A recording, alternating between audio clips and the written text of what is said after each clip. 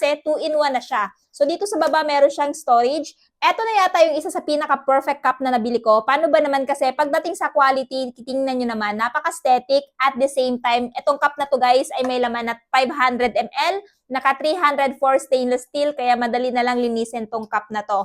At the same time, pwede kayong uminom ng kape nang walang takip at nang may takip. So if ever guys, iinom kayo ng kape na may takip, pwede nyo siyang i-open ng ganyan. At saka alam nyo ba na perfect tong cup na to, lalo-lalo na kung office worker ka kasi 2-in-1 na siya. So dito sa baba meron siyang storage na kung saan dito mo makikita yung, ayan pa, free spoon niya. So kung halimbawa, ito yung cup na bibilhin nyo, meron na kayong pa-free spoon tapos meron na din kayong lagayan ng spoon sa baba. Stainless steel din at the same time heavy duty din tong spoon na to. Hindi siya basta-basta spoon na parang lata. Ito guys, mabigat. I-recommend ko to doon sa mga office worker, doon sa mga nagko-call center or di naman kaya, ayan, pumapasok sa office, kung naghahanap kayo ng magandang cup na pwede nyong baunin, ito yung may re-recommend ko kasi 2-in-1 na siya.